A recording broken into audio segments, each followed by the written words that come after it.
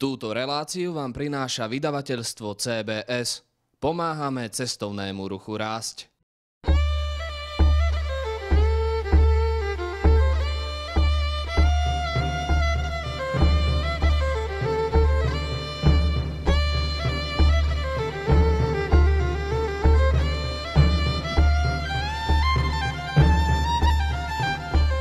Prvá písomná zmienka o obci pochádza z roku 1340, keď túto oblasť osídlovali nemeckí kolonisti. Vznikla tu osada pod názvom Mosnice. V roku 1496, keď upriamila pozornosť na túto oblasť Turzovsko-Fugerovská spoločnosť mediarská, tak na základe povolenia kráľa Vladislava Jagellonského tu postavili dve najmodernejšie pece v Európe, sedzovaciu a rafinačnú. Čiže oddelovali meď od striebra.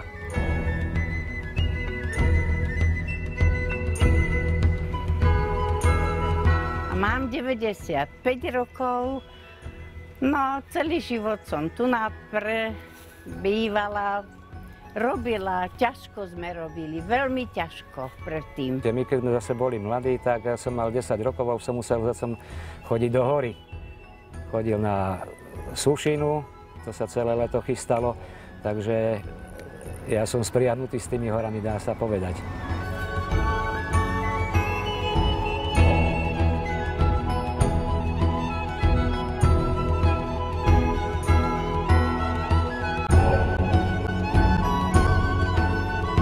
Keď chceme, aby nám tá robota nevyšla na zmar, zasejeme, posadíme, tak musíme to uchrániť predtým, lebo zver je zver a tá si nevyberá.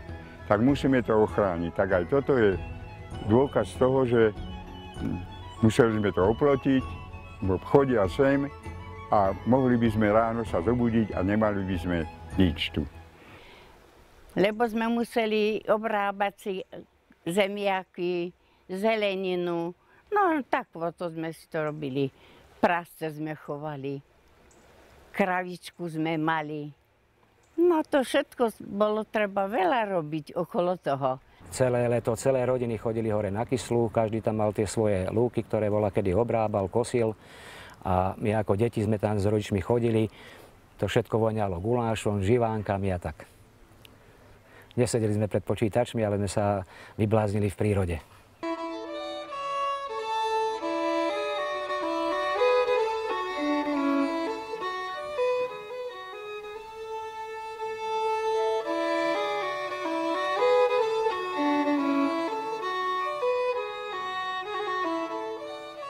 Obec je dneska známa hlavne volejbalom ešte stále. Pochádza z to Bohuš Golian, ktorého určite priaznici volejbalu dobre poznajú. Je to dvojnásobný majster sveta, alebo bol to respektíve, dvojnásobný majster sveta, majstri Európy, zlato a striebro z olympijských hier. A budúci rok oslavujeme, alebo tento rok vlastne už oslavujeme 81. výročie založenia volejbalového turnaja, ktorý je najstarší na Slovensku. Otec stále spomínal, že toto bola kovorolnícka dedina. Kovorolnícka dedina. Čiže ženy všetky doma boli, samozrejme starali sa o deti. Bol tu dobytok hovedzí, krávy chovali, kozy, ovce, obecný saláš, ktorý mal 600 oviec. No a ľudia potom samozrejme celé leto museli dorábať pre nich seno, čiže vo vrchoch sa robilo na Vlačúhove, na Kyslej, na Týždňovky chodili celé rodiny, kde zrábali seno, čiže bolo treba kosiť, sušiť, prespávali tam. Čiže ja si myslím, že už aj z toho pohľadu to bolo veľmi zaujímavé, bo otec na to veľmi rád spomínal, alebo rodičia na to veľmi radi spomínali, že to boli krásne časy, týždeň v podstate boli v prírode. Asi aj varili celý týždeň, kým vlastne všetko neporobili, nezviezli.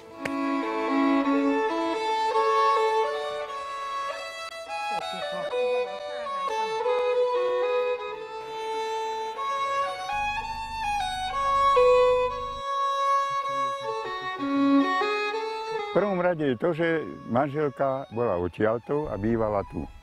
To bolo v prvom rade. Potom som mohol bývať, ako som spomenul, v Bystrici, ale mne sa tu páčilo veľmi. Je to skutočne ešte taká panenská, dá sa povedať, zatiaľ príroda. vtedy, ako spomínala aj svokra, tu bolo toľko osrodkov, robilo sa. No, bola to krása, tak mne sa nechcelo stať to ísť.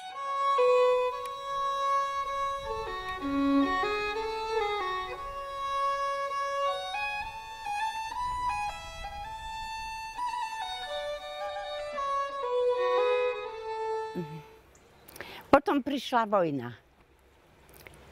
Veru, bolo aj tu na všelijako. No. Nás vojaci vyhnali z izby, museli sme byť všetci v kuchyni bývať. A tam oni boli v izbe. Čiže oni tu, tí Nemci, normálne bývali? Tu bývali, po domoch boli ubytovaní, niekedy dlhšie, niekedy kratšie, no ale stále boli tu. A takisto stade to aj zobrali chlapov do koncentráku. Takže... Robili aj tu nejaké neplechy? No, skôr menej razie robili tu. Po domoch či sa tu neschovajú partizáni a tak ďalej, ale vravím všetkých, alebo chlapov, ktorých tu mali nastúpených pred touto školou, tak zachránil len vtedy, tu bol farár Sabo, ktorý vedel dobre nemecky, tak v podstate ten ich zachránil od toho, že sa niečo horšie neudialo. Hej, že ich zobrali len do Bystrice, do Sedry, ako sa hovorilo, tam ich vyklepali ako rezne. A potom do Novák a stade pešo do Nemecka. A vracali sa v máji v 45.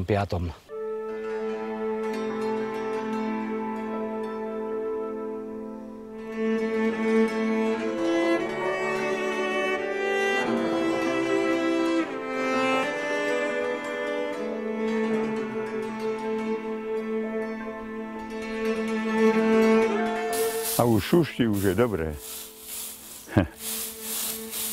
To uschne dneska. Kosené to bolo v nedeľu. To bolo také nedobré počasie. Pondelok už sa vyčasilo. Útorok včera už bolo veľmi dobré, tak sme to prehodili ešte raz. A dneska je streda, takže dneska je fantasticky, či nám to pomôže.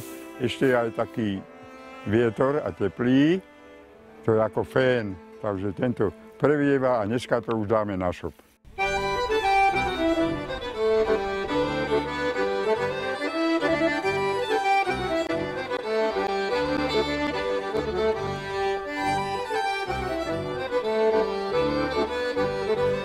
No, tak svojich muzikantov sme mali, hrali na tomto, no. Husle. Len tak, čo mal kto. Aj cymbal a takvo mali. Tak každú sobotu večer sme sa, ale keď sme prišli z hrabania, tak sme sa tuto kúpali. Sme si zaspravili žump a tu sme sa kúpali, lebo poumývať sme sa išli. Nemali sme ani kúpeľne, nič, no. Keď sme boli ako mládežníci, tak hlavne nás lákalo divadlo, čiže mali sme tu divadelný krúžok, volejbalový oddiel, turnaje, no a neviem čo ďalej. Zábavy nejaké boli? Zábavy samozrejme, tak boli tu spolky a ten každý spolok si snažil aspoň tú jednu zábavu do roka usporiadať. No. A ako to vyzeralo, že dievčatá na jednej strane, chlapci na druhej? No tak to nie, to už také doby som ja nezažil. Nám to lepšie pristalo, keď sme boli v kope, všetci.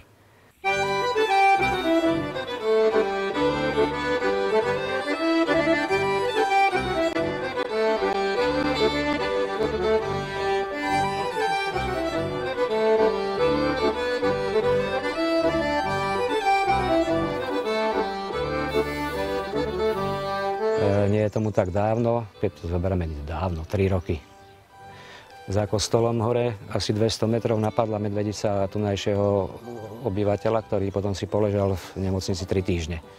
Takže je to aj odvaha už pomaly niekde výjsť na huby alebo na lesné plody. Človek si musí dávať pozor už. No. Čiže nie je to sranda? No, samozrejme, že nie. To by som nechcel prežiť.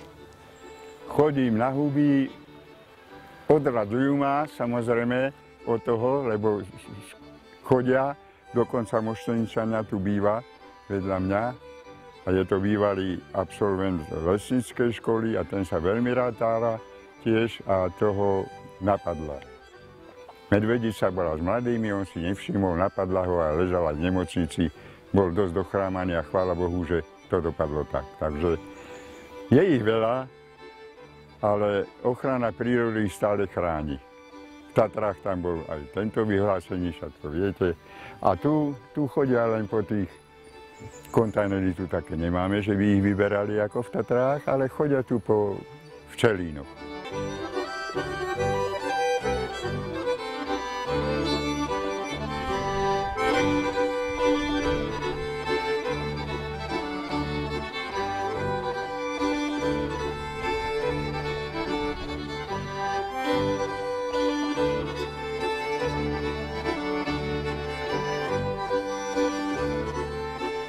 Najviac ľudí odišlo v podstate v tých 70. rokoch, keď mladí išli za prácou, hlavne do Banskej Bystrice, byty dostali a tak ďalej, čiže tu veľmi málo ľudí ostalo, takže dnes nás je tu 217.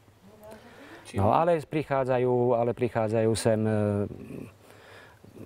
aj cudzí ľudia, hlavne z Bystrice, ktorí tu majú domy pokúpené a poopravovali si ich.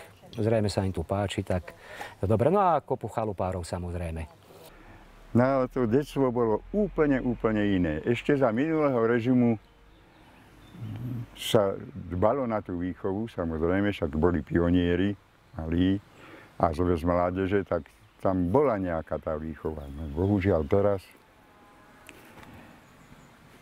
vieme tie problémy v školách, šikanovanie, dokonca zbijú učiteľa, alebo učiteľ zbije žiaka, ale to nie je také, lebo nás tiež byli, ale nie až tak, ale mali tú trstenicu a keď som spravil nejaký priestupok, ma prehol cez lavicu a hodil mi pár trstenicou po zadku. Takže to bola taká výchova vtedy.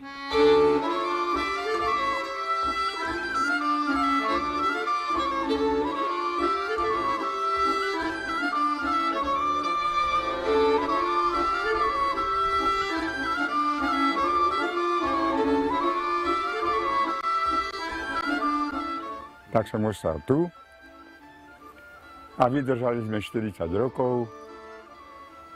Deti sa nás osamostatnili, ale jeden tu má chalupu a už aj druhá rodina má chalupu. Čiže už obidvaja majú tu chalupy, kde veľmi radi z mesta utekajú cez tieto horúčavy hlavne, tak každý piatok prídu a sú tu.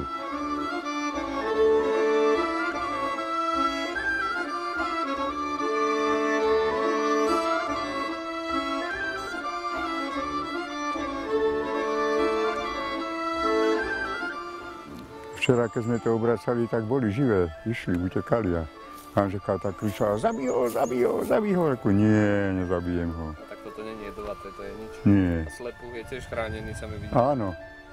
A vlastne asi všetky, aj ružovka, aj... Aj zmija je chránená, to je všetko.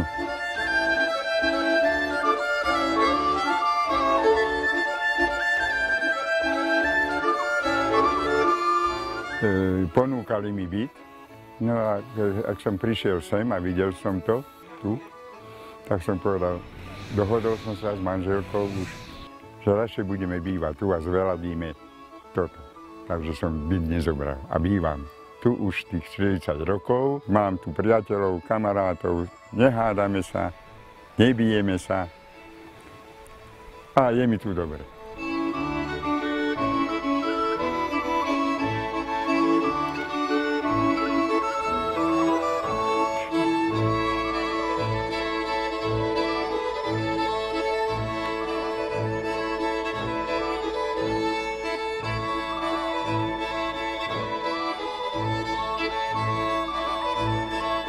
Ináč to potom, alebo je obec, ktorá sa venovala hlavne poľnohospodárstvu, potom chovu dobytka a chlapi zase robili v blízkych fabrikách, ktoré boli, tak ako som spomenul, hlavne Podbrezová a Hronec.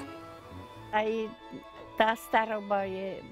Ja sa divím, lebo ja som si vždy myslela, ja už nedožijem 50-ku, ja už nedožijem 60-ku.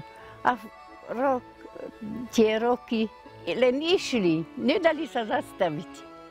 Len išli a prišli až do 90-ky a ešte aj ďalej ťahá. No, no čo môžeme robiť? No.